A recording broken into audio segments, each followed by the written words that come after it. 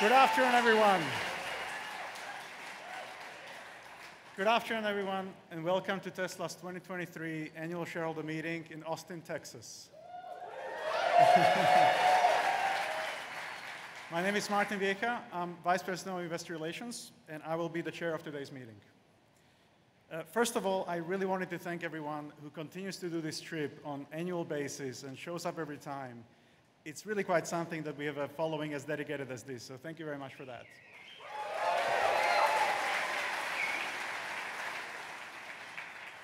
I also wanted to thank our first-time visitors. I know that many of you won a lottery to come for the first time to a Tesla shareholder meeting.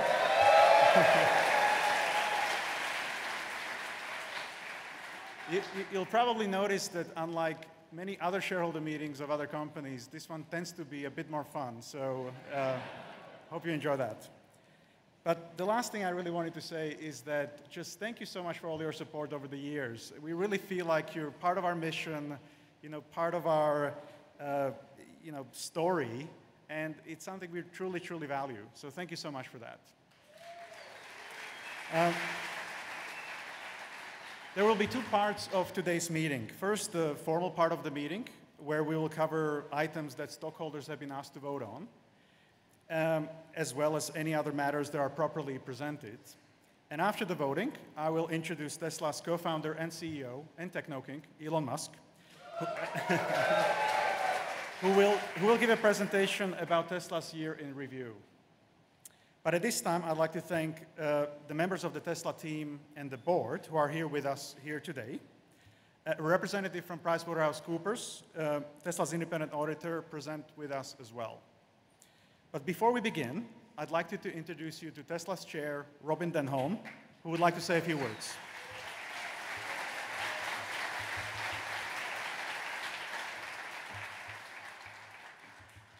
I'm a little bit shorter, so hello, everyone.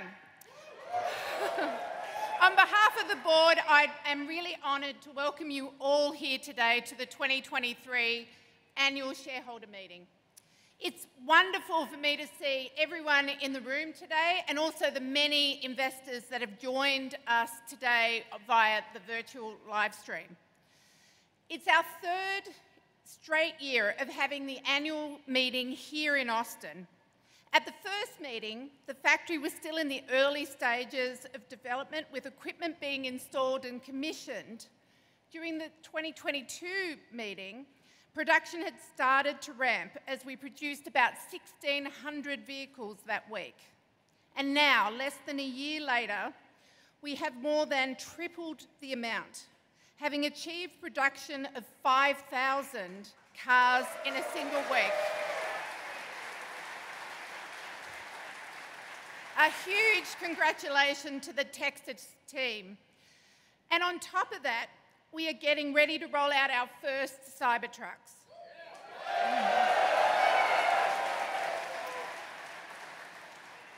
This exponential trajectory of the Gigafactory here in Texas is a reflection of Tesla as a whole. In 2022 was another record-breaking year for us, with deliveries growing by 40% year over year. And that trend has continued in the first quarter of 2023. We would not be able to achieve this growth without the dedication of our amazing employees.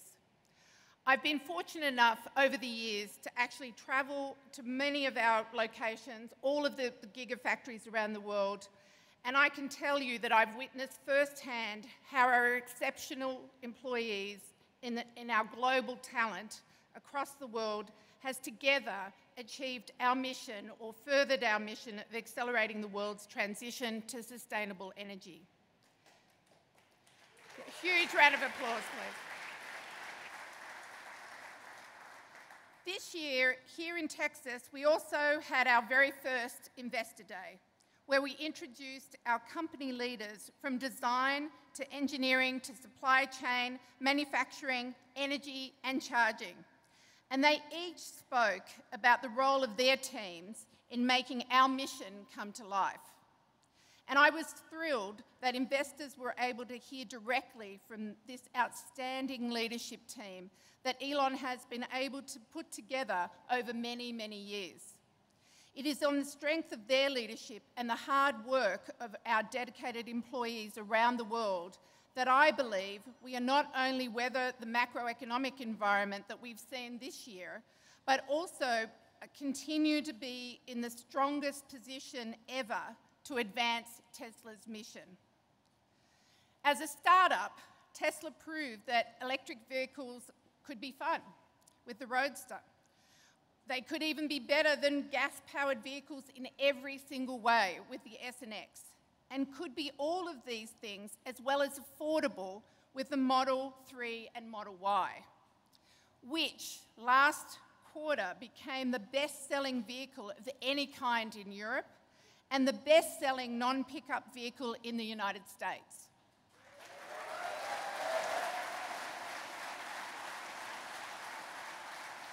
And today, as one of the world's largest global companies, we plan to change the paradigm again by forging the path to achieving a global sustainable energy economy as set out at our Investor Day in our Master Plan 3. As Tesla grows, so do our customers' positive impact on carbon emissions.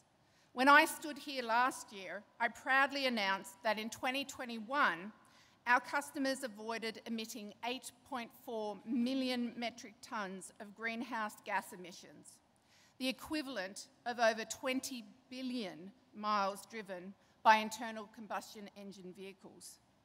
Today, I can tell you that in 2022, our customers avoided releasing over 13.4 million metric tonnes of greenhouse gases into the atmosphere, the equivalent of over 33 billion miles of driving of internal combustion vehicles. That's an almost 60% increase in total emissions savings year over year. Putting more of our products in customers' hands helps grow that number, and our goals of making our products greener over time and further decarbonising the electric grid will help multiply that effect. As part of that goal, I am delighted to say that as described in our recent impact report, our global supercharging network was again 100% renewable in 2022. We've been able to achieve all of this while maintaining industry-leading margins and generating strong cash flows over the last several years. Going forward, we will continue our focus on capital investment plans to support our future growth with investments in batteries, in vehicle production, including the next generation platform, in the building of our lithium refinery that we recently broke ground on, in the energy storage factories, in our sales and service footprint, and in our charging network, among other things. Before I hand it back to Martin, I would also like to thank Hiro Mizuno for his dedicated service to the Tesla shareholders and the board these past 3 years. I would also like to express our enthusiasm on behalf of my fellow directors at the prospect of JB Straubel joining our board.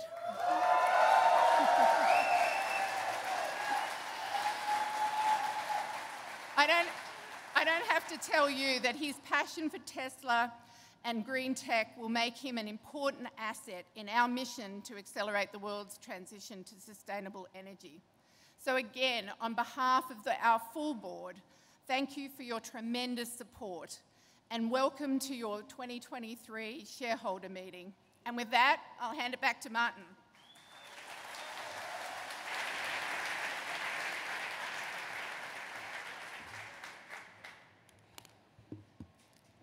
Thank you, Robyn. I will now call the meeting to order. Please refer to the meeting agenda that has been provided to you and posted on the virtual meeting site. The time is now 3:10 p.m. Central Time, and I declare the polls are now open. We have already received over the last few weeks voting proxies from stockholders, meaning that almost all the votes that will be counted were already submitted before today. However, if you wish to vote your shares or change your prior vote, you may do so through the virtual meeting site. For those who are in person here today, ballots and ballot boxes were available to you at the check-in. Tesla's board of directors has appointed Computershare Trust Company to serve as Inspector of Elections.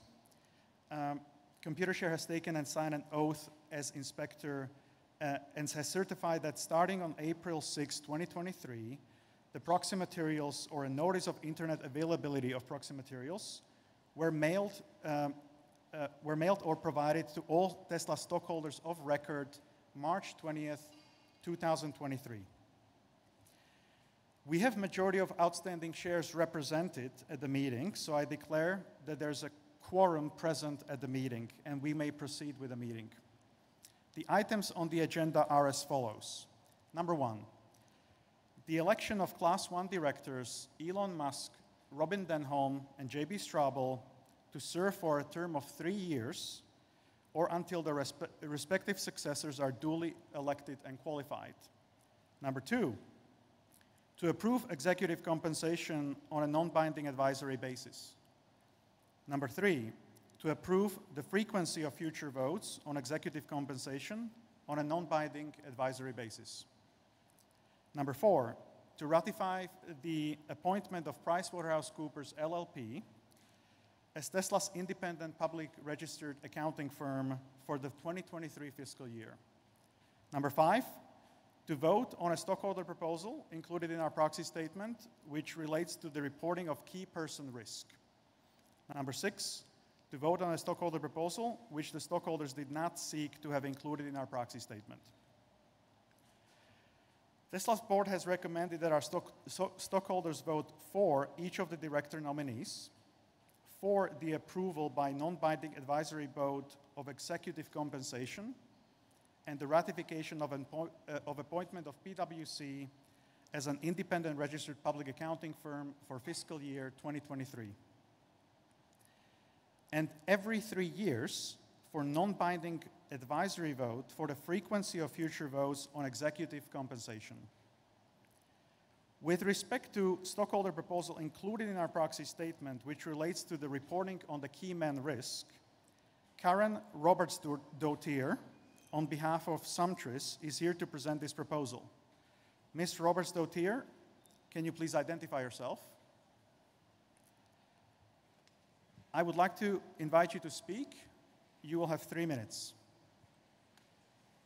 I'll hold it for you. I got it. Hello. Thank you for having me here today. Under discussion is a shareholder proposal concerning key person risk at Tesla, requiring Tesla's board to draft a report covering the steps taken to ameliorate the potential impacts of loss of key persons in the company. However, before I begin, I would first like to say thank you to Mr. Musk.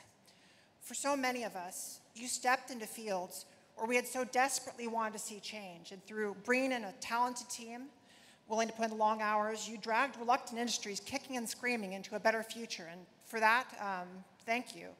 Building up this juggernaut around us, which, as you largely put it, runs itself these days. Thank you for that.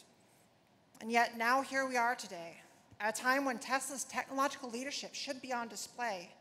The investment community largely sees us as adrift, with management focused on all the matters not Tesla, watching as Tesla's brand favorability dropped by 15 points last year, something that costs us margins. We have such a spectacular product pipeline and a team that knows how to execute at scale with low cost of goods sold, something that we are not being properly recognized for. It should go without saying, but apparently bears repeating, that if you cannot produce with low COGS, you have no future. When I look around the auto industry these days, I see a lot of companies that have no future. And that's a success on behalf of an incredible team here at Tesla that deserves recognition. When people look at this company, that's not what they see. They see the company as a synonym for its CEO. And then the discussion turns to everything except for where it should be focused. It's my sincere hope that by introducing this proposal, we can not only accelerate the development of management at Tesla, but also increase its visibility. The fact that this company is so much more than its key persons is something that the public and the investment community should see. A founder often finds their greatest success in ensuring the future of the company and the development of the management talent who can come after them. Think Tim Cook at Apple, Steve Ballmer at Microsoft, and so forth. People who are ready from day one to execute without controversy, without distraction, and build a future for the company. I encourage the board should embrace this opportunity in the most public manner possible to showcase the future being built right here so that the discussion among the public and the investment community revolves around that and not around every public statement on every other topic made by the leadership. I strongly encourage the board, the shareholders to support this proposal and for the board to embrace it. Thank you very much. Thank you, Ms. Roberts-Doar.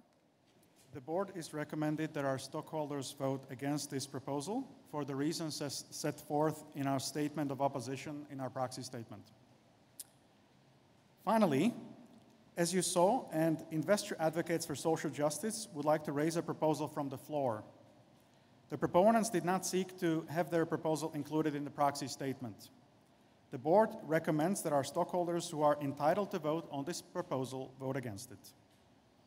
As a reminder, as is disclosed in the proxy statement, I've been advised by the proxy holders that they intend to vote all shares of stock over which they have discretionary authority against this proposal.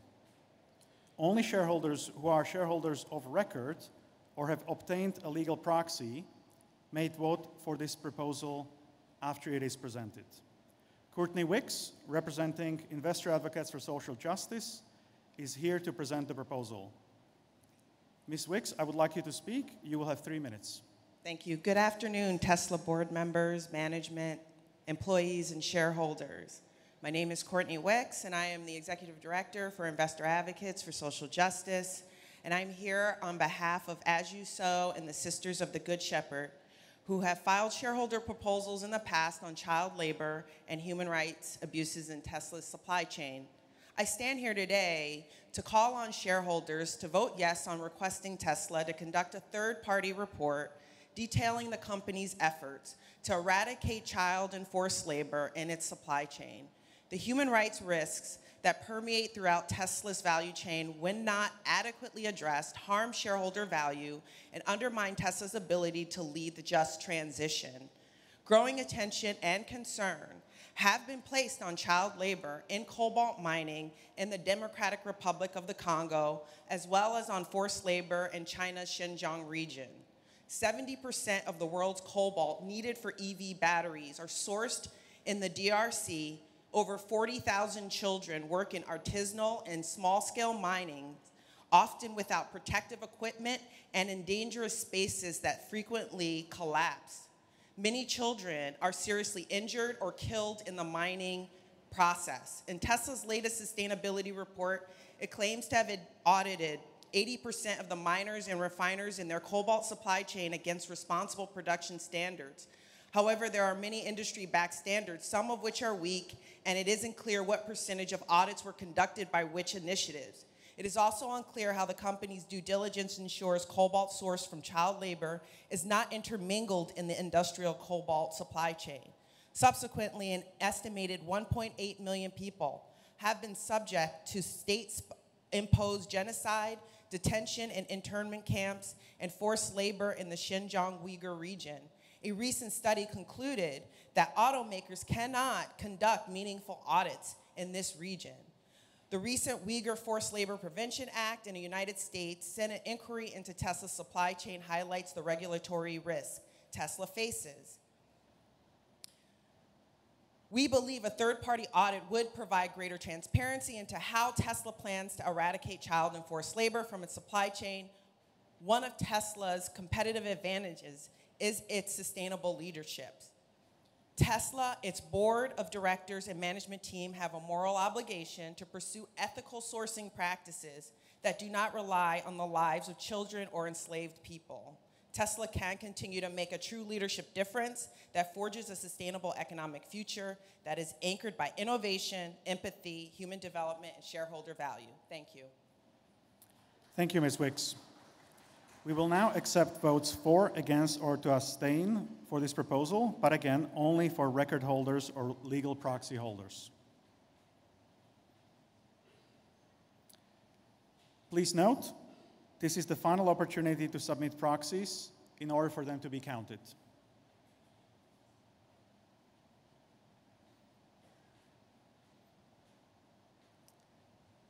I declare the polls are now closed.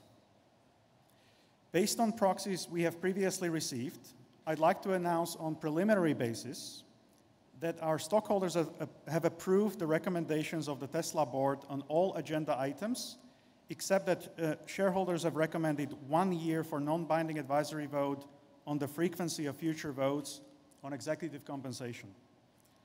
This means that I would like to officially announce our new addition to the Tesla board, J.B. Straubel.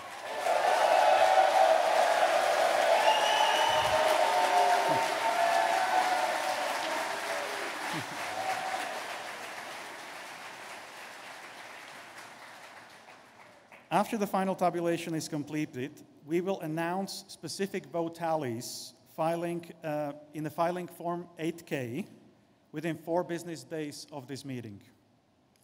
That concludes the official business of today's shareholder meeting, which is now adjourned.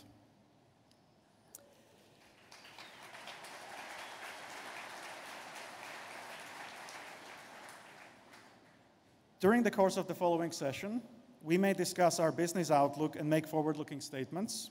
Such statements are predictions based on current expectations. Actual events could differ materially due to a number of risks and uncertainties, including those disclosed in our most recent Form 10-K and 10-Q filings with the SEC. Such forward-looking statements represent our views as of today, should not be relied on thereafter, and we disclaim from any obligation to update them after today. And with that, please welcome Elon Musk.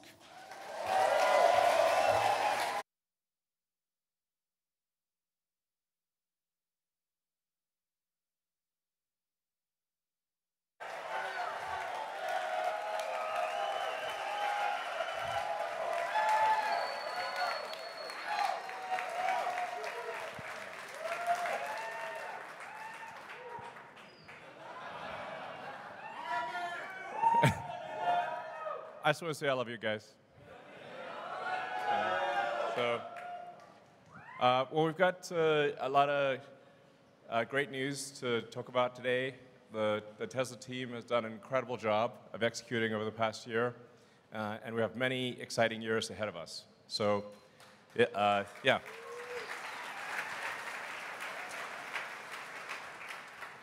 So with the Tesla Master Plan Part 3, which admittedly was quite technical. We wanted to go into a lot of technical depth. It was clear that what we were saying was not just, were not merely assertions, but that they were backed up with physics and with real data, that it's realistic. And with the Master Plan Part 3, we want to, basically, the goal is to give people hope, realistic hope, and maybe hope's even the wrong word, but simply to say that there is a path to a fully sustainable global economy, that we are on that path, that we are accelerating that path, and that so long as we don't get complacent about it, it will happen.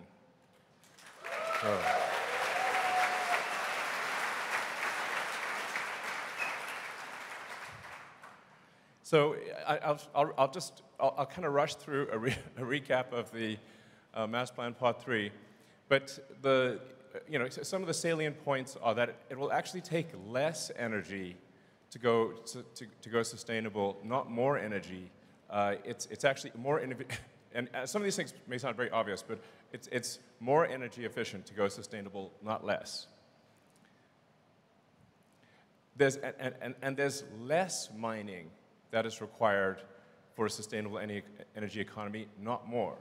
Also very important. I heard a question raised about cobalt mining, and you know what? We will do a third-party audit. So, So,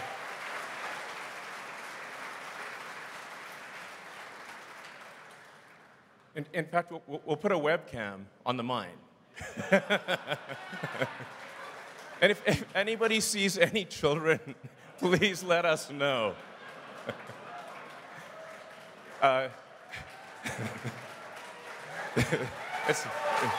So,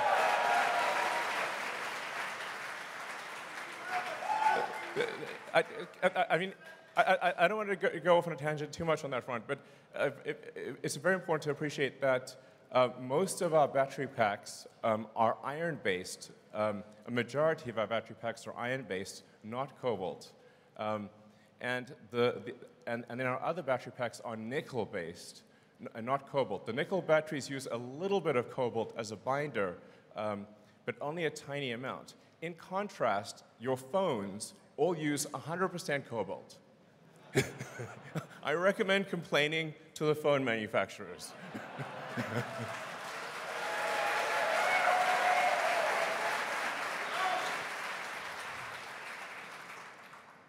But even for the small amount of cobalt that we do use, we will make sure 6 ways to Sunday that no child labor is being exploited.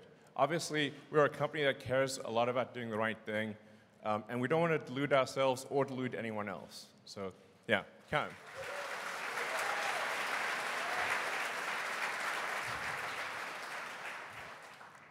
So, again, just recapping Master Plan Part 3, really the point is to say that it is very, very doable. It is happening. We need a threefold increase in solar and wind. We need to, admittedly, some of these are 29-fold increase in vehicle stationary and thermal battery production. Actually, in a nutshell, the way to think about sustainability is the faster we can make battery packs, the faster we can move to a sustainable energy economy. That's the fundamental limiting factor. So, I'll just grab some water here.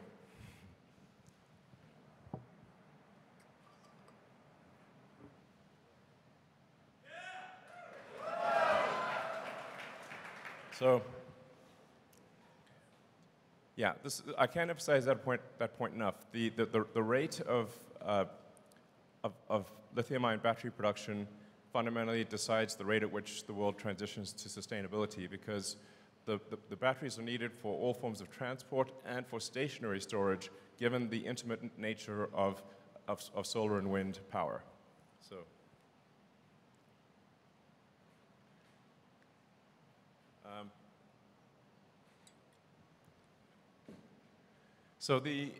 And we do invite people to critique our analysis, because any given analysis is going to be to some degree wrong.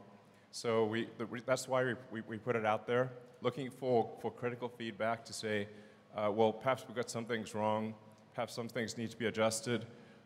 But generally, the feedback we've gotten is that actually our analysis is quite accurate, and we've not seen any rebuttals thus far that would cause us to change our assumptions. So it means roughly 240 terawatt hours of battery pack, or 240,000 gigawatt hours of battery need to be produced, but it'll only take 0.2% of land area for solar and wind. So it's not like we need to carpet the earth with solar and wind. It's just literally a fraction of a percent. Roughly a $10 trillion manufacturing investment, which relative to the global economy is actually a small number. Yeah, roughly 10% of the world economy. I think 10% of the world economy is a small price to pay for a sustainable energy future. So, it's also true that even when factoring in the cost or the emissions required to produce an electric vehicle, which for now are a little higher than gasoline vehicles, when you look at the emissions over time, electric vehicles absolutely win by a long shot. And as we're seeing, the cost and the emissions required to produce an electric vehicle are dropping rapidly over time. And we're going to get to the point where an electric vehicle is cheaper than a gasoline vehicle.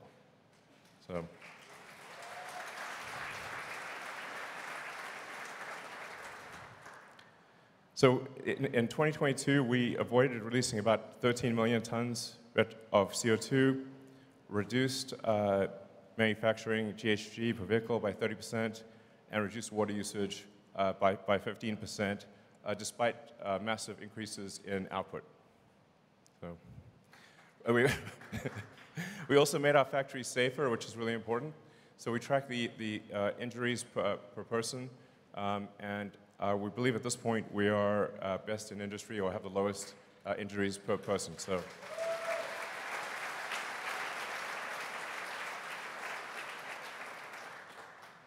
We're now actually quite a big company from a headcount standpoint. This is our direct employment number. So this does not count contractors. And for every manufacturing job, depending on how you count it, there are at least 5, sometimes up to 10 jobs created, because you got to look at the total supply chain, as well as all of the support functions. So, when you create a factory like this, you actually create jobs for teachers, lawyers, carpenters, electricians, and restaurants, and everything that's required to support a person at a factory. And this is why countries and states are so interested in having manufacturing facilities in their location. So anyway, it's a lot of people gainfully employed doing very useful things. We received 3.6 million job applications last year. So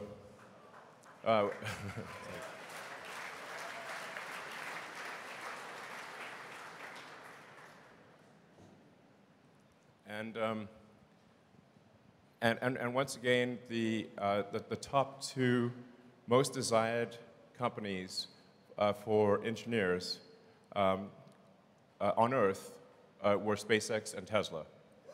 So.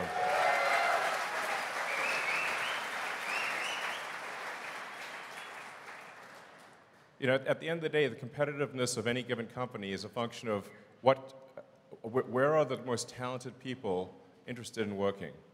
That is the team that's going to win. In fact, I'd say this is generally the case. If you look at any given company and say, where are the most smartest, most driven people going to work, that company is going to win. So whether it's Tesla or any other company. We're also excited to announce our next-gen drive unit, which is a big reduction in silicon carbide. It's half the factory space. Notably, there are 0 rare earth elements required. So, yeah. And we're also changing to a 48-volt low voltage architecture in the car. So, yeah, this is a big deal actually. So the cars have been operating with 12-volt batteries for basically about a century. So for the first time in, I think, over 100 years, we're actually going to change from 12-volt voltage of, outside of the drivetrain to a 48-volt architecture. And to first approximation, that means we need only about a quarter as much copper for in the car as would be needed for a 12-volt battery. So that's a big deal, because people are often worried about, is there enough copper? Yes, there is. So.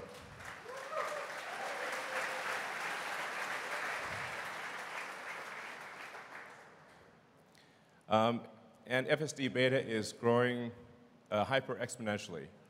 So that chart is going to look like a wall, basically. Just a question for those in the room: how many people have tried out FSD beta? Okay, great. So what do you think of the latest build? Right. So it's it's really getting to the point where it's, at least for me, when I drive around, it's several days between interventions. And I think we're getting to the point where there's really just one last piece of the system that needs to be a neural net, which is the planning and control function. And so we expect to have that last piece become a neural net, so it'll be end-to-end from video in to control out as a neural net.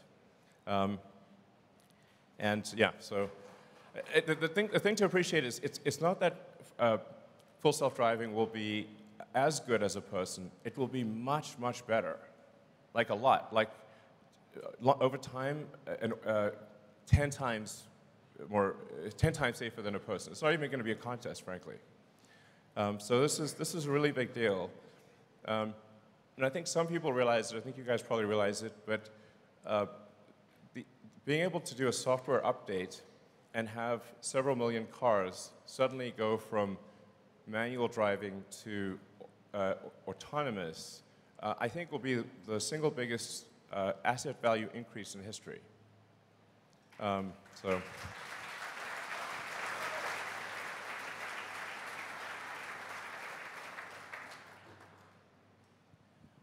The normal usage of a passenger car is roughly 10 to 12 hours per week, call it maybe an hour and a half per day. And when you drive around, you see lots of cars just parked in parking lots because out of the 168 hours in a week, they're using less than 10%, maybe 7% of the hours of the week a car is in use. But once it is autonomous, it can be used probably, I don't know, 50 hours a week, maybe more. So it is effectively a 5-fold increase in the value of a car overnight. I'm actually surprised that so few people realize this, or maybe they just don't believe it's real, but it is. So this is really an insanely big deal. We're also the largest EV maker in the world. So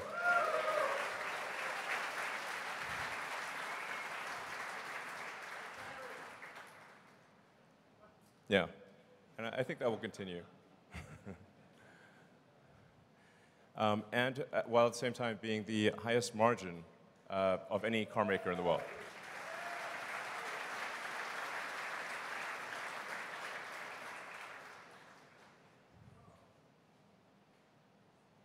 Now, making electric vehicles profitably is hard, as illustrated by the difficulty of our competitors. A number of our competitors are making EVs at a significant loss. But we are not. We are actually making EVs profitably, and almost no one else is. This is hard. So. And I'd say for this, it's a massive credit to the Tesla team for, I can't tell you how hard manufacturing is. Like, you've probably heard me say that prototypes are easy, manufacturing is hard. And then manufacturing at scale with positive cash flow is excruciating. It's mega pain. But the Tesla team has done it. So.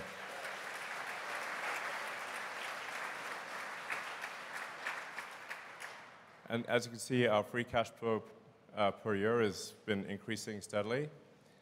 So, you know, we're making good progress. I mean, it should be said that, and I've made some of these comments, that that interest rates make have a very big effect on the affordability of cars. So. The vast majority of people buy cars based on the monthly payment. So it's like how much is the monthly payment, and it's not a question of value for money. It's just, do they actually have enough money? Can they afford it? So for the vast majority of people, it's just, can they afford to pay the payment? As the interest rates increase and credit tightens. Like, it's safe to say that these various banks that have died are probably somewhat distracted from handing out auto loans. You know, it's like if they're on the way to the cemetery, increasing their auto loan portfolio is not the first thing on their mind. So this is going to be a challenging, I'd say a challenging 12 months. I want to be sort of realistic about it. Like Tesla is not immune to the global economic environment. I expect things to be just at a macroeconomic level difficult for at least the next 12 months. Like Tesla will get through it and we'll do well, and I think we'll see a lot of companies actually go bankrupt. So I want to make sure that this is not just the good news parade. It's important to understand that no company is immune to the macroeconomic environment. But that said, it won't be darkness forever. I expect probably a year of difficulty globally for everyone. And then my best guess is that the global economy turns around in roughly 12 months. And then Tesla will be in an extremely good position. So anyone who is a long-term investor, I think, will do extremely well.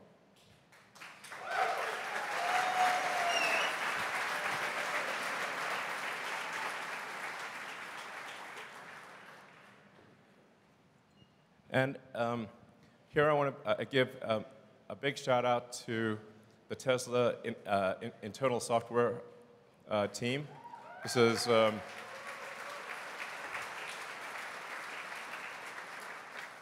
it's actually a really big deal that Tesla has such a powerful internal software team.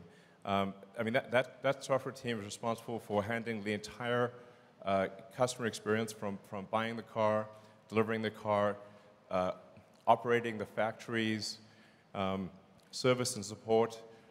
We internally wrote all of the insurance and financial software. The supply chain and logistics stuff, the data centers and infrastructure, and the analytics and insight. This is all internally written Tesla software. I think there are almost no companies in the world can do this because they do not have a very talented internal software team. So they're generally reliant on third-party enterprise resource planning software. But Tesla is not. This is a hidden strength of the company that often doesn't get a lot of attention, but is incredibly powerful. So once again, I'd like to thank them for their work.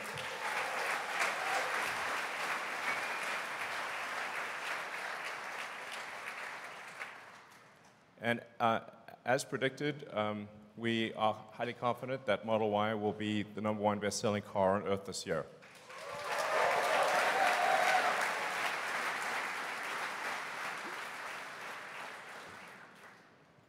And in fact, in Europe, the best-selling car of any kind, whatsoever, it already was that in Q1, I should say. It's not like will be, it was that in Q1. And China, the best-selling SUV, and the United States, the best-selling non-pickup vehicle in the United States in Q1. So, it's going well.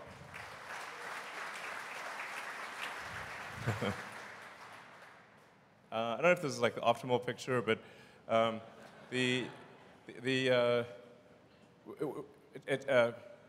Tesla cars are actually the safest cars in the world. We put immense effort into vehicle safety, and we keep updating the safety. So we keep improving the automatic emergency braking system just with a software update. And we keep improving the airbag deployment with software updates. So we close the feedback loop on, like, when we see an accident, we analyze the accident, we say, what can we do from a software standpoint? Because there's actually quite a lot you can do to, first of all, avoid the accident, because the best accident is no accident. And then if the accident occurs, how do we deploy the airbags and the seatbelt pre-tensioners to minimize the probability of injury? So even for cars that people have owned for many years, we are behind the scenes continuously improving the safety of your car. And there are even some things that I think a lot of people aren't aware of that we we actually have automatic cabin overheat protection. So never in the history of the company has a child or a pet died in a Tesla. Like,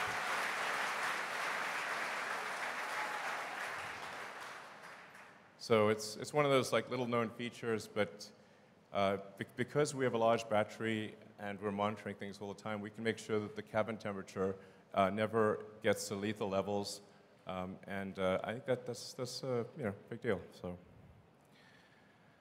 oh yeah. So and then while lots of cars will say they've got like 5 stars or whatever, there's nuance to that. When we did the European NCAP sort of active safety tests, we got the highest scores that they've ever seen. So, yeah.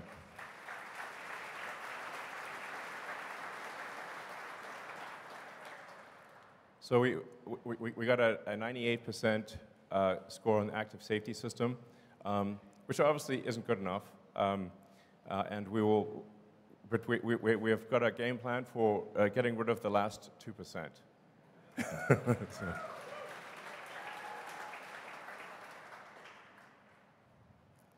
And then it's worth noting things like the total cost of ownership of a Model 3 is now comparable to that of a Toyota Corolla. So.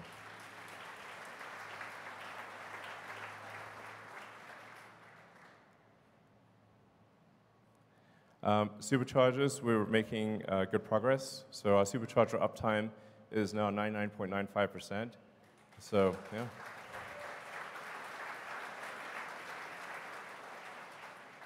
And we have superchargers practically everywhere at this point. Going to Megapack, because this is stationary storage is an important part of solving the sustainable energy problem. And the Tesla Megapack is now more competitive than a natural gas peaker plant. So we have very strong demand for the Tesla Megapack, and we're going to make a lot of them. So, yeah.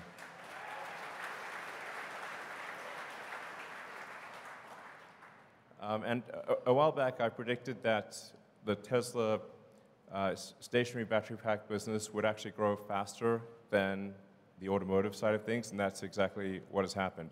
You can see it's an exponential curve, growing at a rate that is even faster than our vehicle sales. So, yeah, sorry. We're expanding Gigafactory Nevada for the Tesla semi-production line and for the 4680 in-house cell production. And yeah, some Megafactory stuff.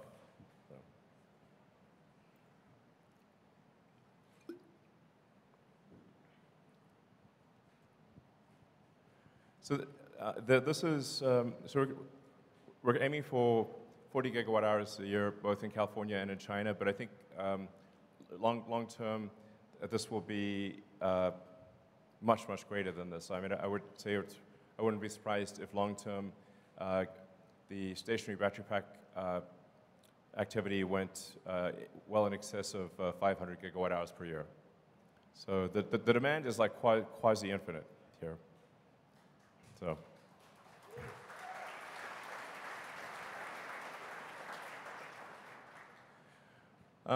As we look ahead to tackle what we see as the choke points in the supply chain, one of them is lithium refining. I mean, there've been a few times on Tesla earnings calls where I've said, can someone please just do lithium refining? Because there's just a shortage of it.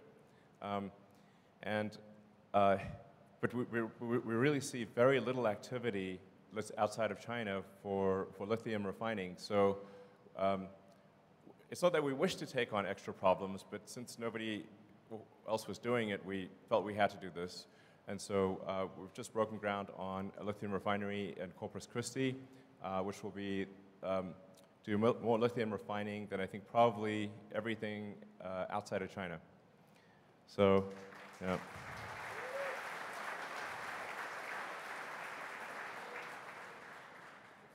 And we've signed a deal for our next Gigafactory in Mexico, Gigamexico. And I think that's going to be a fantastic factory. So you know, we're laying the groundwork for ultimately getting to 20 million vehicles a year.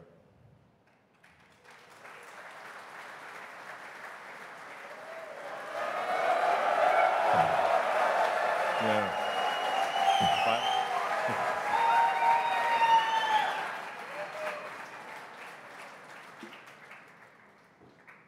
So Cybertruck is a hard car to make. It's because it's such a radically new design. It actually, you can't just use conventional methods of manufacturing. We had to invent a whole new set of manufacturing techniques in order to build an exoskeleton-based car instead of an endoskeleton-based car. So it's extremely non-trivial to build the Cybertruck. But we're making good progress on that. We have the, so yes, it's, that's the thing when I, in the factory, I tour the Cybertruck line to see how we're doing there. And sorry for the delay, but we're finally going to start delivering production Cybertrucks later this year. And I think the product, if anything, is better than expectations.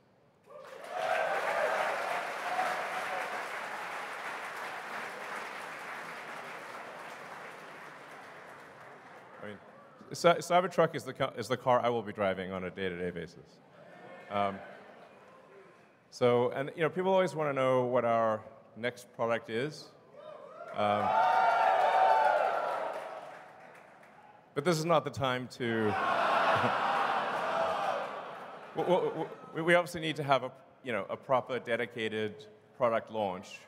I just want to emphasize that we are actually building a new product. We are actually designing a new product.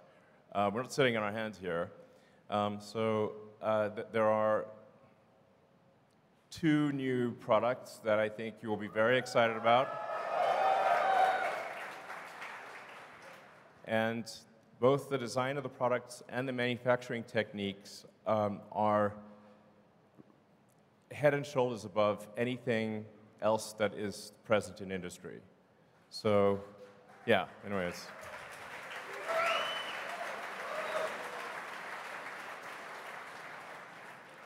If I were to guess, I would say of these 2 new products, just these 2 new products alone, I would say we will probably make, obviously this is just Elon's guess, so don't sue me.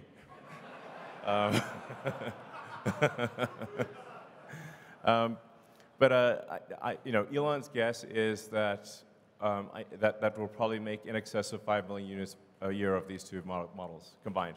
So.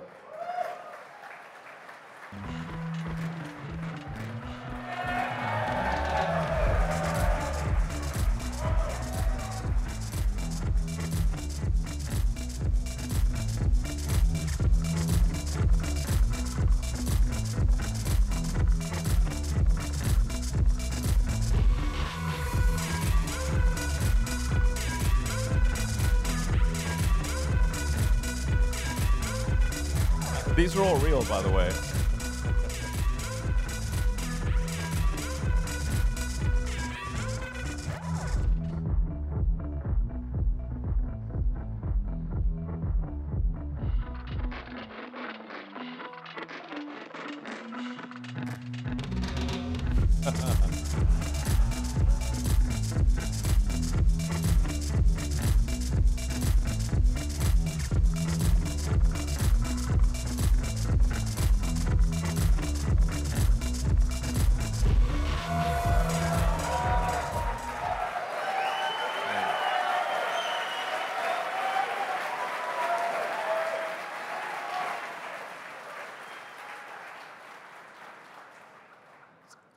I think the thing perhaps most notable is if you look at the difference between the last time we showed Optimus, and this is a video that was taken basically yesterday, and the Optimus team was up all night making this video. The Optimus team has done an incredible job. So just, yeah.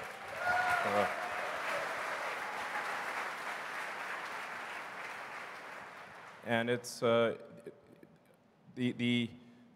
motors, the controllers, the electronics, and everything you see in the Optimus robot is a Tesla-designed system. So this is, we actually tried to find drive actuators and whatnot that were off the shelf. We found that there weren't any. In order to make an effective humanoid robot, you actually have to design the motors and gearboxes and the electronics from scratch, because it's a very different application from anything else that exists. So we took our world-class motor and power electronics team and said, okay, we need to design several actuators that don't exist in the world, and they did. So Optimus is working quite well. And then for full self-driving, as full self-driving gets closer and closer to generalized real-world AI, that same software is transferable to a humanoid robot. Just like humans can obviously walk around with their arms and legs, but we can drive a car, fly a plane, steer a boat, ride a horse. If you have a generalized understanding, or if you have generalized real-world AI, which is what we are developing for full self-driving, it can be transferred to basically anything. So Optimus will use the same FSE computer as the car. The Optimus stuff is I think extremely underrated. Because people just cannot comprehend the consequences. Now, obviously, we need to make sure that we don't have a Terminator scenario. That's very important. It's all fun and games until Terminator shows up. But if you say, like, if you have had a generalized humanoid robot, what would be the effective ratio of humanoid robots to humans? Because I think basically everyone would want one. And maybe people would want more than one, which means the actual demand for something like Optimus, if it really works, which it will, is, I don't know, I mean, 10 billion units? It's some crazy number. It might be 20 billion units if the ratio is, say, 2 to 1 on people, humanoid robots versus people. It might actually be, it's some very big number is what I'm saying, and a number vastly in excess of the number of cars. So my prediction is that Tesla's long-term value will be, a majority of the long-term value will be Optimus. And that prediction I'm very confident of. So, anyway.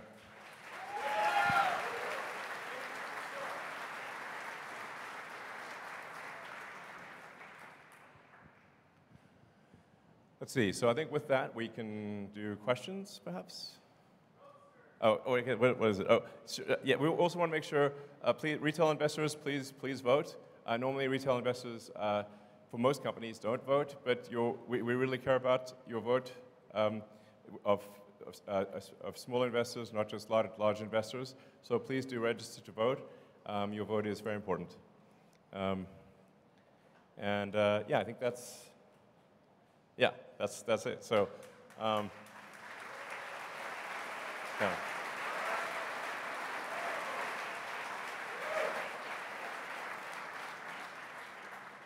So with that, we can go to ad hoc questions from the audience.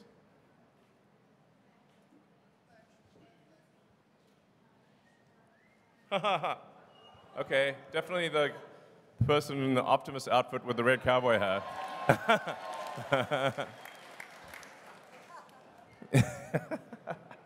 Great outfit.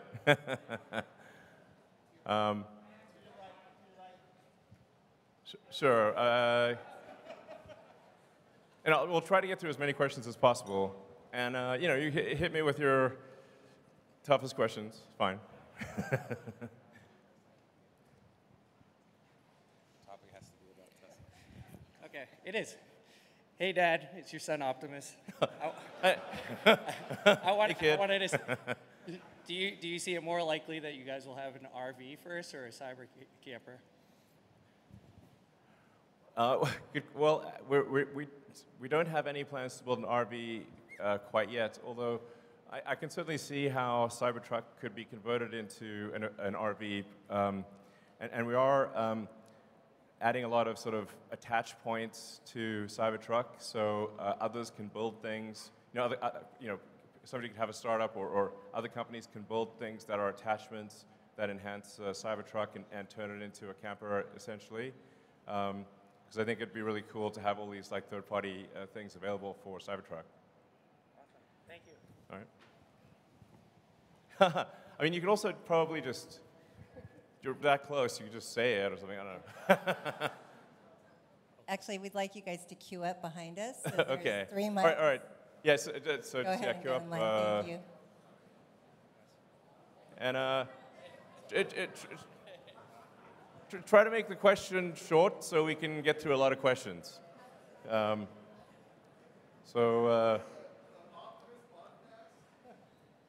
Maybe. Oh, you mean just like a Tesla team doing a podcast about Optimus? Oh yeah, sure.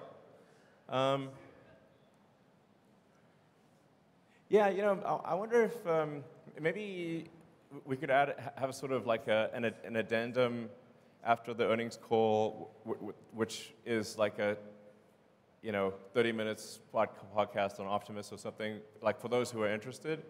Okay, I think we'll do that. So, Great. All right. Hey, Elon, thanks for doing this today. It's an awesome event. Thank you. Welcome. Thanks for coming. Hope you guys are having a good time. Yeah, having a great time. I'm pretty confident we have the funnest shareholders meeting by a long shot. Undoubtedly, yeah. It's amazing. So, So I'm really excited about a lot of things with Tesla. It's hard to pick a good question that is going to cover everything. But with the energy side of the business, I think it's hugely underrated. I mean, we've got tons of problems California with rolling blackouts. Sure. How do you think you can incentivize people, more for solar, battery backup, and we've got the referral program that's been beefed up as well. So, what are your thoughts there? How we can get people on board? Yeah, actually, one of the challenges in California and a few other places is that in order to have the Powerwall be like an uninterruptible power supply for the house, we have to actually have a switch that disconnects you from the utility. Otherwise, you just, send energy into the grid, and it doesn't do anything. And that's actually been quite difficult with utilities, but I'd like to thank PG&E for recently helping us get approval for installing the backup switch for Powerwall in California so that people can have uninterrupted power in California. And we're working on that in every jurisdiction. So I'm confident that that's going to be a great long-term situation. And then, as I mentioned, Megapack is growing very, very rapidly. Yeah, so things are, things are really growing like ridiculously fast on the energy storage front. So yeah, I feel good about that situation. All right, next question. Hello.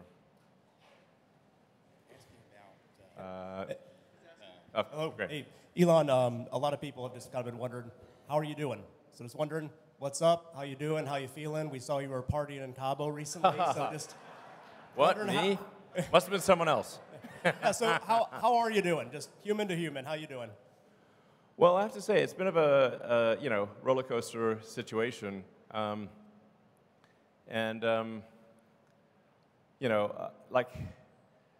It's actually pretty rare for me to be at a party. So that's like the first party I've been at in a while. And actually wasn't even going to go to it. Then my brother talked me into it. So thanks, Kimball. Yeah, I have to say, like sometimes the work pain level is quite excruciating. And then on top of that, I get dumped on in the press. So it's like, you know, it's not exactly super fun. You know, there was a short-term distraction because I had to do like some major open heart surgery on Twitter to ensure the company's survival. But that, I think Twitter is now in a stable place, and obviously very excited to have Linda Yaccarino join. And so I think Linda's going to do a great job running Twitter. And I'll provide, obviously, guidance on technology development. But as you can see, I think Twitter at this point has released more new features in the last 6 months than it has in the last 6 years. So, you know, obviously this is not a Twitter meeting, but the larger point is that I feel at this point I don't need to devote incremental time. The amount of time that Twitter will take going forward is relatively small compared to the last 6 months. So yeah. Apart from like there's like some macroeconomic things that we can't do anything about. Overall, I feel very good about the health of the companies, and I'm increasingly optimistic about the future. Thanks for asking. It's kind of you to ask. So.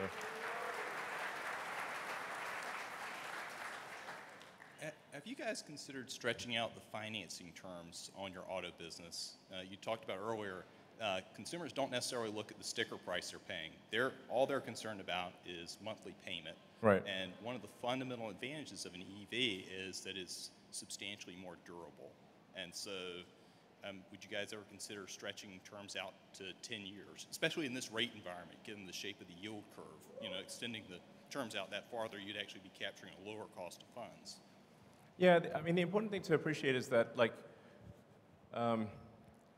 that the vast majority of the financing is from banks. So it's kind of whatever the banks are prepared to do. I mean, this year, I guess we'll do on the order of $100 billion of sales. And we don't have $100 billion in cash to finance that. So the vast majority of it has got to come from, from banks. So it's really the bank's choice of what they're willing to do. And it has been tricky with banks recently because, as I mentioned earlier, if you're a bank and you're not sure whether you're going to be alive or not, it's a pretty big distraction, and increasing your auto loan portfolio is very much a secondary priority. So it's just important to appreciate it's not up to Tesla; it's up to the banks. And there's not some easy solution where you can say have a so-called a captive financing arm, et cetera, because you have to securitize those loans, and the market for securitizing them is weak. There is no. I wish there was an easy path, but there isn't. So, I think it's just important to remember that the economy moves in cycles, and we've had a very long period of upcycle. The next 12 months will be, I think, difficult for everyone. And I think, when Berkshire Hathaway had their annual meeting, Warren and Charlie actually said, like, hey, this year, the Berkshire companies are going to make less money. They're very well-run organizations, and I think that's just generally true for the economy. So. It's also important to remember that there are good times and there are dark times, but then the good times follow the dark times. So my advice would be, don't look at the markets for the next 12 months. If there's a dip, buy the dip. And I think you will not be sorry because there's just generally a sort of there's an economic cycle to things, but things come back up. So my guess is tough times for a year. Like I said, just my guess. But then Tesla will emerge stronger than ever, and the long term, if you say like net present value of future cash flows, will be incredible, in my opinion. All right. So.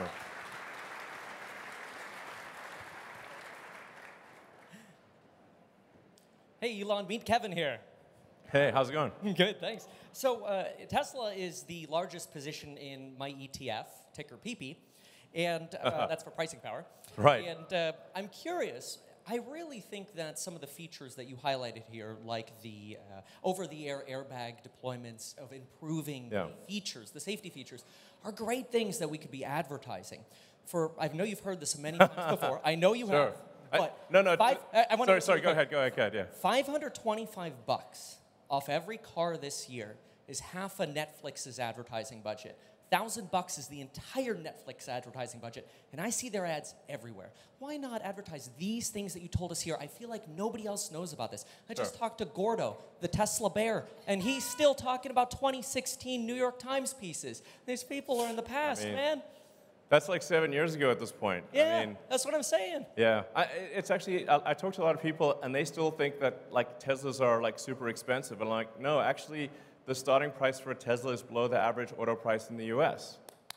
It's like, and that's a good thing. I mean, I think it's good that it's that way, you know? Like our goal was always to make cars that are affordable to the general public.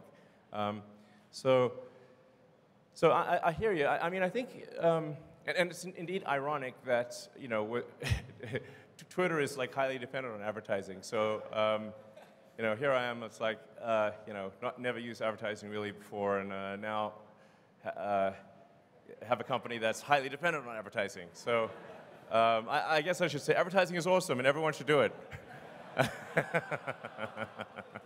But I think I hear your sort of larger point, which is that there are amazing features and functionality about Teslas that people just don't know about. So, yeah. And although there's obviously a lot of people that follow, like, say, the Tesla account and the you know, my account, whatever, on Twitter, to some degree, it is preaching to the choir. And the choir is already convinced. So I think what you're saying does have some merit, and you know what? I believe in taking suggestions. So we'll try a little advertising and see how it goes.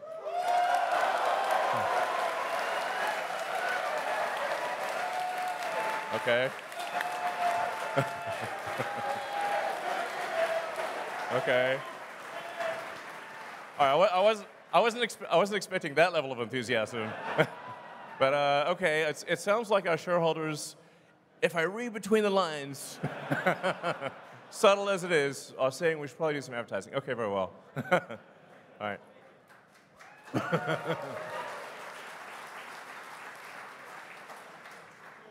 Hi, Elon. Hi, Tesla. Thank you for everything. So my question is regarding, you recently added Steam to the car, and that's great. We can play video games. Is Tesla currently developing the ability for other parties to develop apps for the car? For example, if we can buy actually customizable themes for the operating system of the car, I think you can make some revenue there, like that space themes for the car or Lord of the Rings or stuff like that. Do you have any interest in that right now? Well, I mean, I think the notion of having entertainment apps and whatnot becomes increasingly important as the cars achieve self-driving, because otherwise you can only really play games or watch movies or whatever when the car is stationary.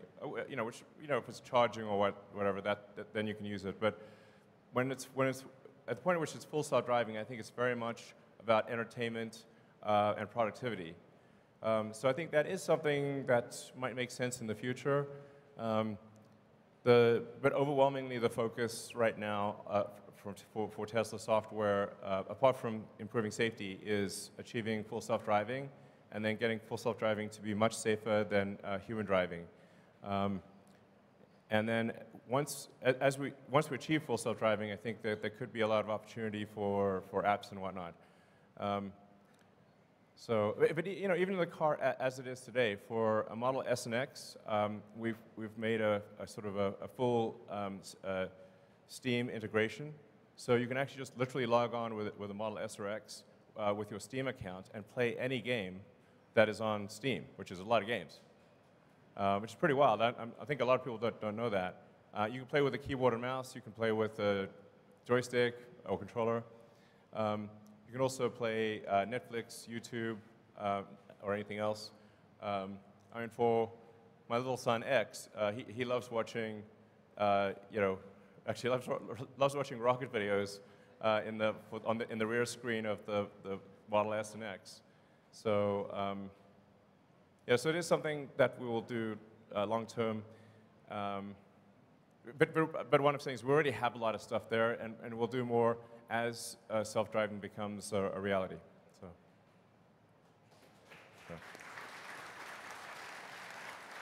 Hey, Elon.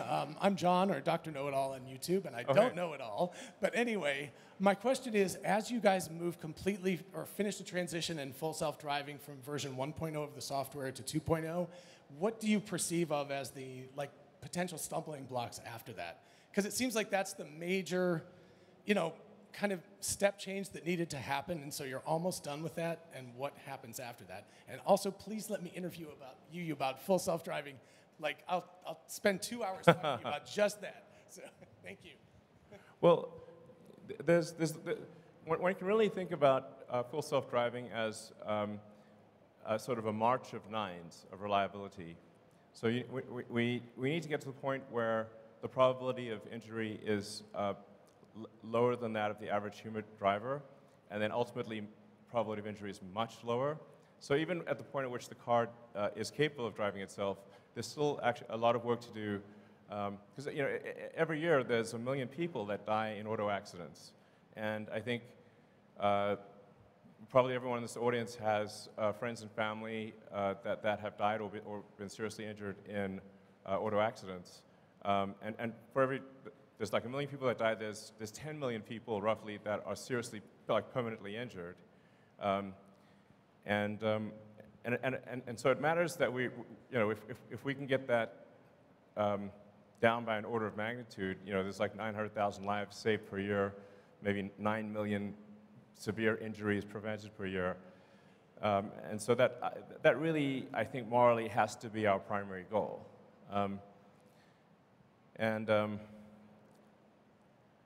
I guess I'm open to an interview on FSD. 2 hours is a long time, but okay. All right, I'll do an interview. It's got to be on Twitter, but sure. All right.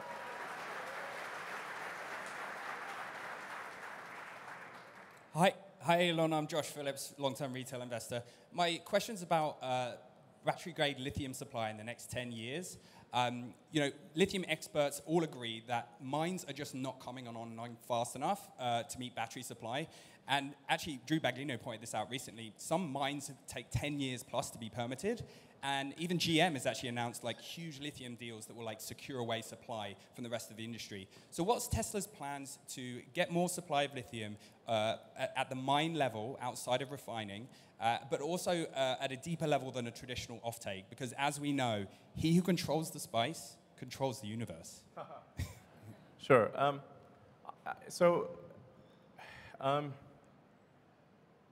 I actually think that the industry analysis is incorrect, and the constraint is fundamentally that of processing. Now,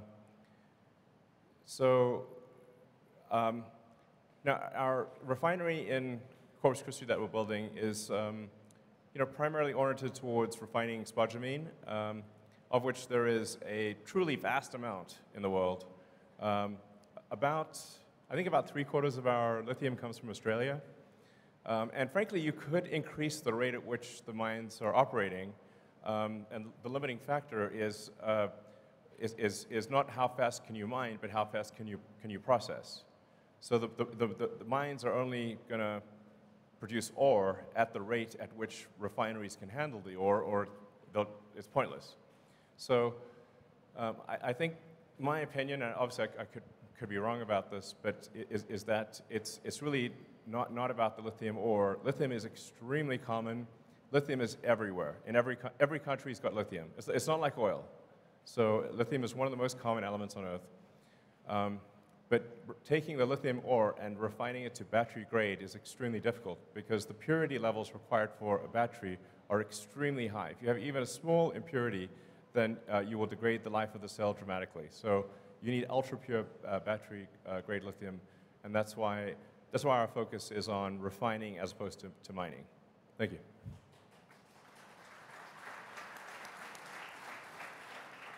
Hi, Elon. Thanks. It's a great time here. You spoke about safety in your presentation of the vehicles, and I just want to say I'm thankful to you for building such a safe vehicle because I'm here today with my son. We drove in his Tesla 3 over here that he replaced with the one that he got rear-ended significantly in, and it destroyed the car. But we're able to be here today, so great. Thank you very much. Absolutely.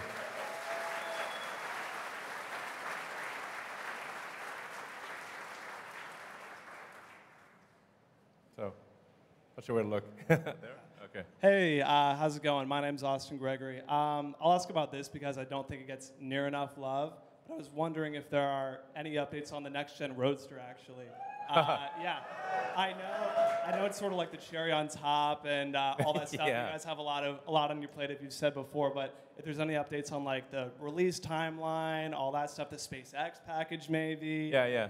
That'd be amazing. Thanks. Totally fair and reasonable question. But where is that thing? We expect to complete the engineering and design of the next-gen Tesla Roadster this year, and hopefully start production. This is not a commitment, but hopefully start production next year. So, but it is like as you alluded to. It's not even the icing on the cake. It's the cherry on the icing on the cake. So I wouldn't expect it to be like. It's definitely not going to be a huge contributor to revenue. It will be a modest contributor to profitability, but it will be sick. So, and there's some value to me running two companies because the next-gen Roadster will have the SpaceX option package. So, that'll make it truly next level. So. Hey, Elon. Eva Macmillan here. First of all, I want to thank you for making the absolute best, safest, and most fun cars in the whole world. Cars in Florida, we are seeing many, many more cars in Florida than a year ago. Yeah. Matter of fact, cars are doubled. So the question is, we all want Tesla insurance. Oh, is it coming? Oh, yeah. Actually, that's a great question. Okay, Zach says it's coming later this year. But I have to tell you, like, one of the thorniest things in the United States is car insurance, or insurance in general, because it's a state by state, and every state's got different rules and regulations. So that's why it's not like rolled out nationwide. I think really there should be one national standard for insurance, especially car insurance. I think it would improve the cost effectiveness of car insurance.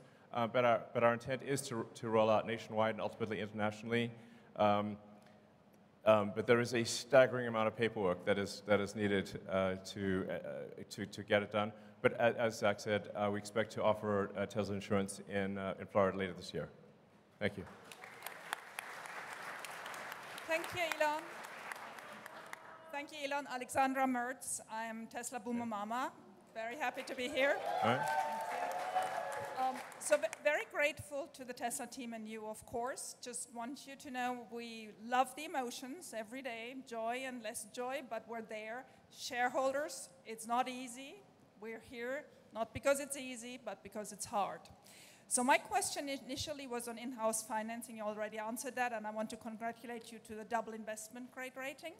But then I asked my Twitter subscribers, I'm sure you're going to appreciate, what they wanted to bring forward. Sure. And that question made the cut. Here we go. Automotive, including SAS, peak margin, the same for energy. What number and by when do you have the best Elon guess that we get there? Sorry, I'm not sure I fully understand the question. So this is the peak margin for automobile, Oh, yeah. including SAS and energy, and by when will we get there? Your guess. I know nobody will sue you. Sorry, what's SAS? Well, software as a service. Oh, okay. You mean self-driving? FSD, Yeah. what's going to be the top automobile margin? Yeah. I mean, what I was saying earlier is that at the point at which you have a truly autonomous vehicle that can drive around with no one in it, the utility of the vehicle, I think, as a rough guess, is probably 5 times what it is today, because people will drive an average of an hour and a half a day, perhaps, so 10 hours a week. But if the car is autonomous, it can probably, just speculation, but it probably can operate for a third of the hours in the week, which would mean 50 or more hours, thus a 5-fold increase. But the car costs the same. Sure, I understand, but what is going to be the margin for Tesla then? Because you're obviously thinking you're going to sell much more FSD then, right? You may have a system in place of robotaxis. You may have a cut with fleets. So did you do any projections what the automotive peak margin for Tesla could be in 2 years, 5 years, and the same for energy? Well, I mean, this is definitely, we're in sort of highly speculative territory here.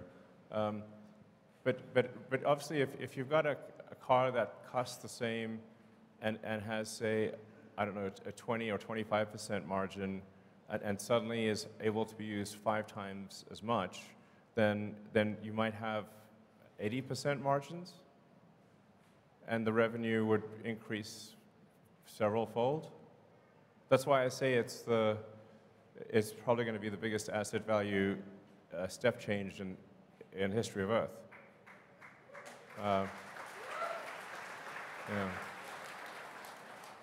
And energy does not have simply does not have such an increase in asset utilization. So I would expect energy to remain at sort of a 25%-ish to 30% margin.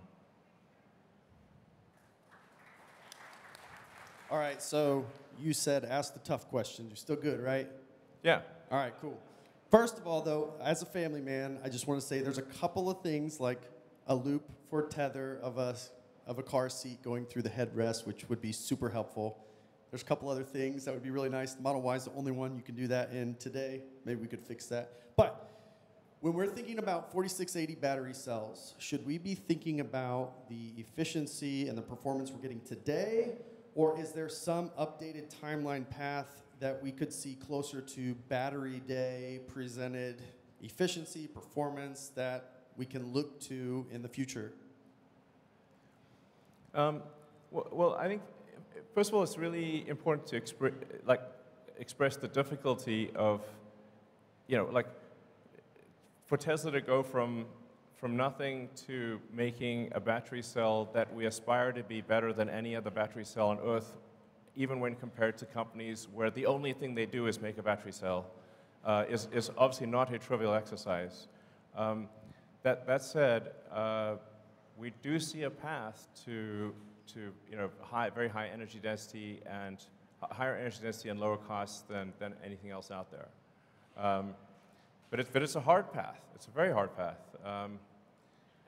Normally it would be absurd for companies to attempt such a thing. And no other car company is really attempting to do anything like this in a serious way. So I guess technically BYD, because they started out as a battery company, but yeah, so it's a very difficult thing to do. But I think we are tracking to success in that regard. So. Hey, Elon. First of all, thank you for undoubtedly making the world a better place for my son to live in. Thank you. Kind of you say. Once Cybertruck is fully ramped in Austin, what is the target production? And also, there's some rumors that you're thinking about stepping down as CEO. Please say it ain't so. It ain't so. Yeah.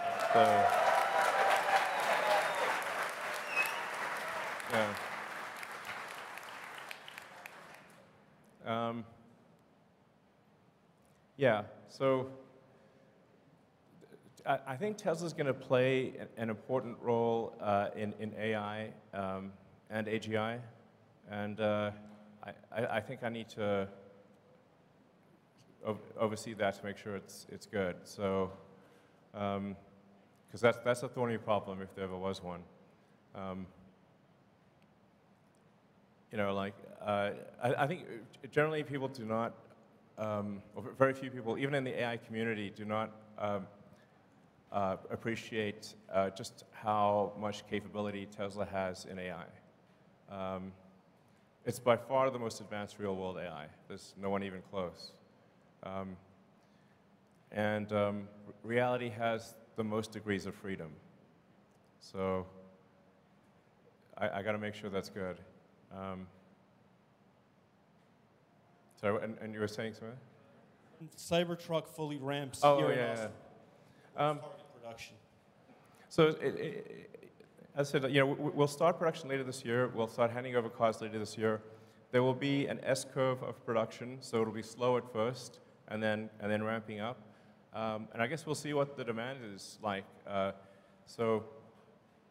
mean, I think we're likely to do probably 250,000 a year, I think, maybe more. Again, very much dependent on what the demand is like, and it's you know, we don't just need to ramp up production, but we also need to improve the production cost efficiency, which is going to be also a very, very hard thing. So, but I'd say it's, you know, 250,000 a year is a reasonable guess. And it might be 500,000, I don't know, but we'll make as many as people want and can afford, but then, like I said, it's going to be hard to make the cost affordable because it is a new car, a new manufacturing method. So, in the grand scheme of things, relative to the production rate of all the other cars we make, it will be small, but still very cool. Yeah, thanks. Elon, maybe 3 more questions? Sure. Thank you. Good day, Mr. Musk. Hello, my name is Delia Archer, and this question aims to address Tesla's efforts in developing skilled workforce, attracting diverse talent, and promoting career opportunities within the company. When I look around, I see a lot of young faces, and I think about internships and apprenticeships for students in high school and beyond. My question is, are there any plans to expand existing partnerships and explore new avenues for collaborations with educational institutions and nonprofit organizations to attract the next generation and vary career pathways? Yeah, actually, with all of our gigafactories, we work with the local schools, actually from the high school level, community college, and university, because it's incredibly important to foster the talent for the factories. As you saw from the employment numbers, we actually need a lot of people. Even though we've got a lot of automation, we still need a lot of people to operate the factories, and it really matters that they have the right training. So we're big believers in reaching out to educational institutions, and because frankly, it's in our interest to do so. Thank you for asking the question. All right. Elon, Josh Fuller. I had originally thought of asking about the fun police and pushing back on the boombox and allowing us to screech at people with goats again. But after seeing Optimus, I was inspired to ask, has anybody asked Optimus's opinion of Mars, and does he have a ticket yet? Well, you know, Optimus is not a deep thinker at this point. Optimus is still, you know, figuring out how to do basic stuff. It couldn't make, you know, cook some eggs or something quite yet. So we need to get Optimus to the point where it has reasonable agility and can do basic things. You know, and we're aiming for it to start off doing simple tasks that are sort of boring and repetitive or dangerous, basically jobs people don't want to do. So that's our goal. I'm confident we'll achieve that goal. And then we got to figure out how to make it at scale, make sure that the robot is safe. I think it's going to be very important to have a local means of turning it off. So safety is going to be extremely important. I can't emphasize that enough. But right now, it is not at an intelligence level where it's pondering questions like Mars. But perhaps it will be one day. So. Hi, good afternoon, Elon. My name is Luke Arsenault. I just want to start off by saying a big thank you to you and the team of Tesla for all you guys do.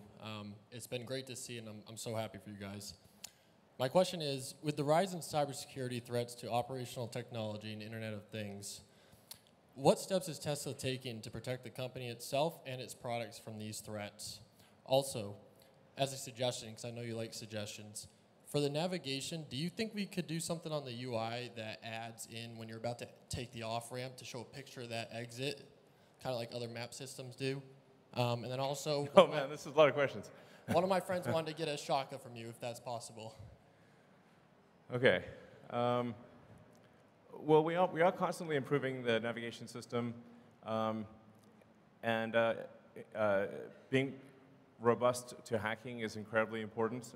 In fact, we conduct a lot of sort of third-party hacking contests to try to get the best hackers in the world to break into our cars.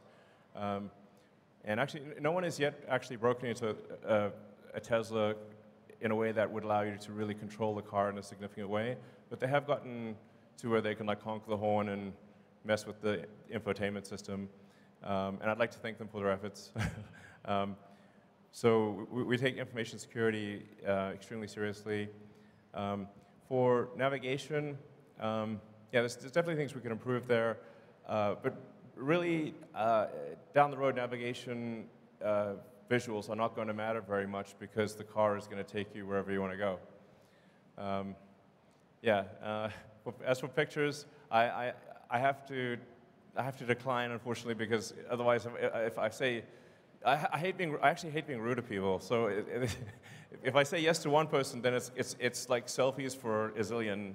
It gets kind of crazy. So, but thanks for asking. Maybe we'll take one or two more questions, actually. So, sure. I don't know. Okay, is your... Hello. I had a question on the efficiency. I don't know if you've been paying attention to Aptera, and I was curious if you thought that was a space that you could see Tesla getting into, as far as not just an efficient manufacturing process, but also the actual car itself and range. Or just buy. I'm not super familiar with them, but we have a lot of we have a lot of products to get done. It's not like it's never a shortage of ideas. Ideas, frankly, I find ideas to be somewhat trivial, but the execution of the idea is extremely difficult. And as I said, like prototypes are easy, production is hard.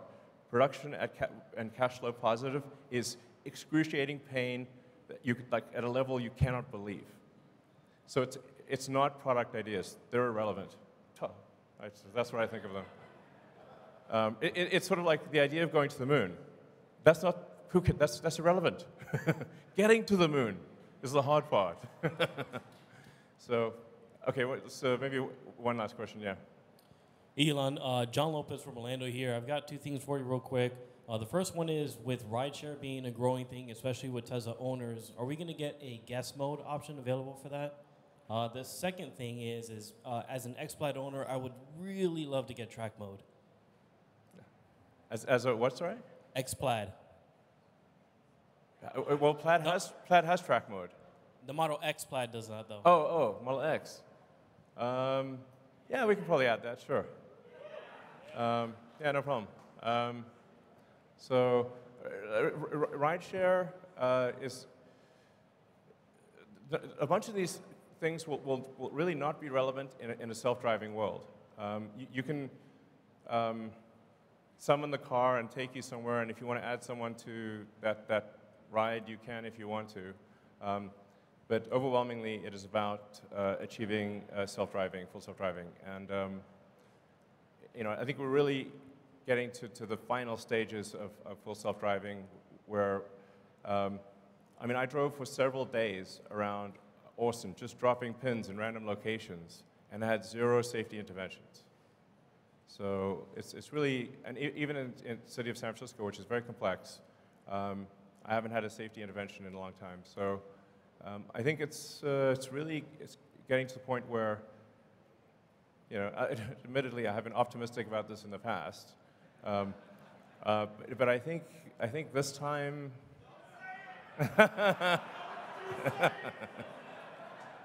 All right, I won't say it. All right, fair enough. All right.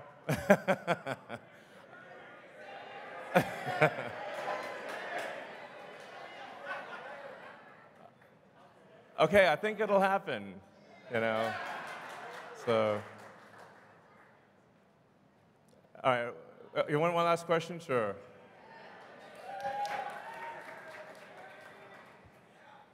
So first, congratulations on your decision to try advertising. We all want Tesla to pass Apple in market cap.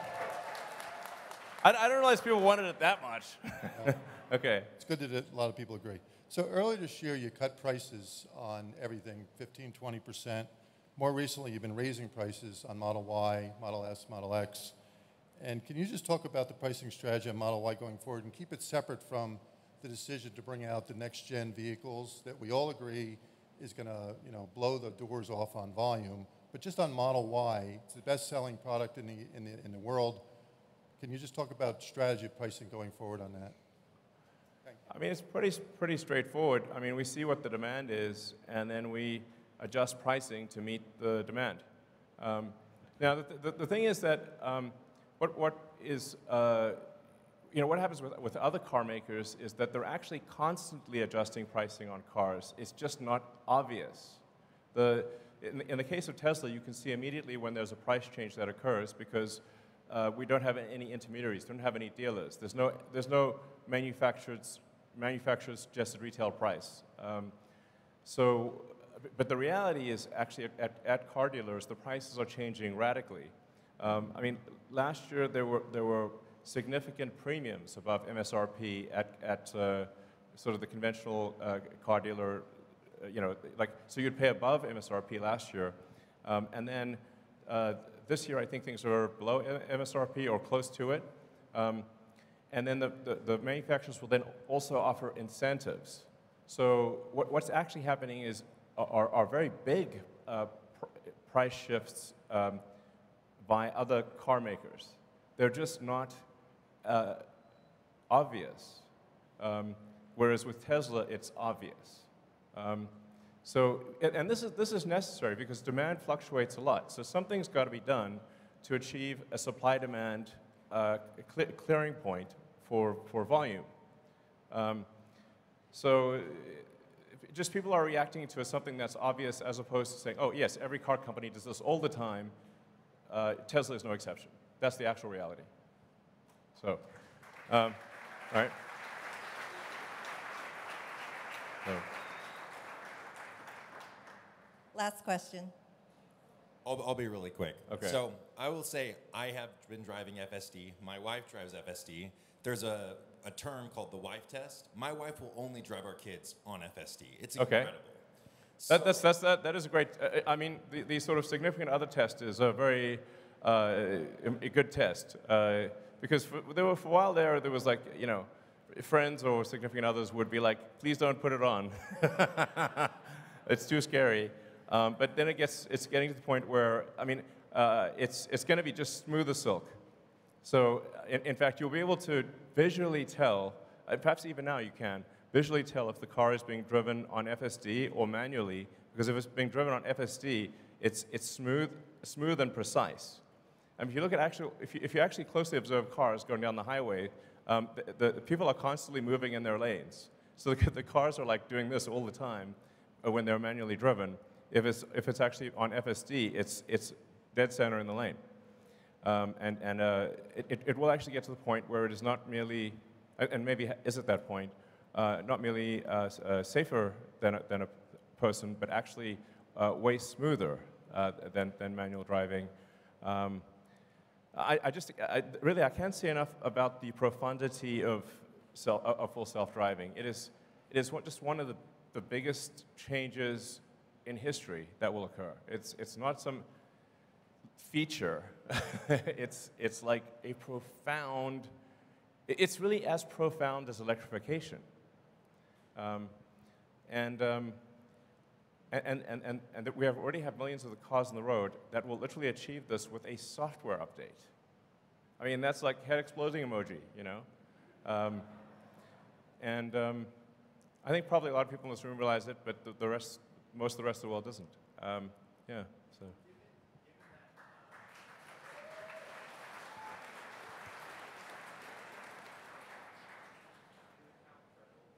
Given how incredible FSD is and how much merit you're giving to potential future margins of the car, as well as how much impact on society, and given that they didn't even want you to say if it's going to happen this year, just not to jinx it. Sure. Would it be possible to have just for some type of public-facing, investor-facing kind of timeline, so that way, you mentioned V12 is coming, and that's AI front end. Could we just see kind of a timeline on this is the version we're at?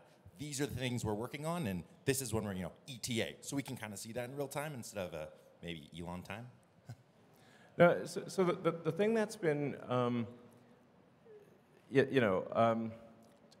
really difficult with full self-driving is that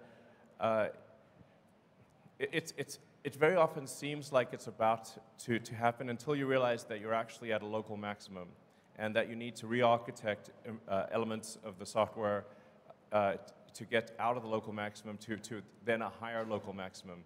So it's been this sort of series of logarithmic curves.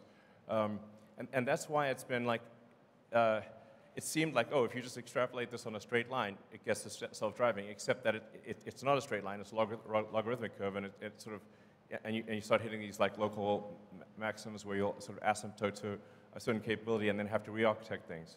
So now I think we're finally at a high enough local maximum, or will be this year, where to the point where it is, I think, probably safer than a person, meaning the probability of injury on average will be better than a person, even if someone pays no attention to the car.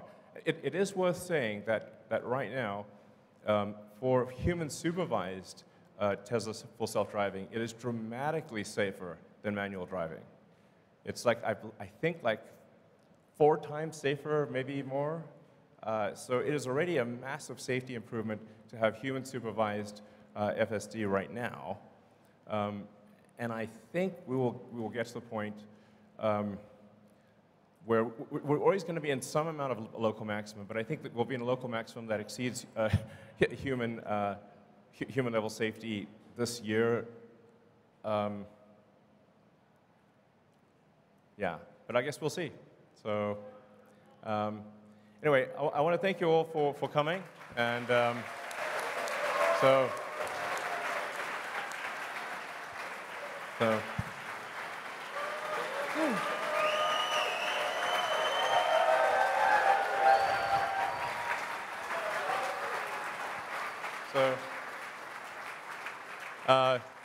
just want to say, like, your support is super appreciated, and as I say, a friend in need is a friend indeed, and supporting Tesla when the chips are down, those are the real friends, and you're them. So thank you. All right. Okay.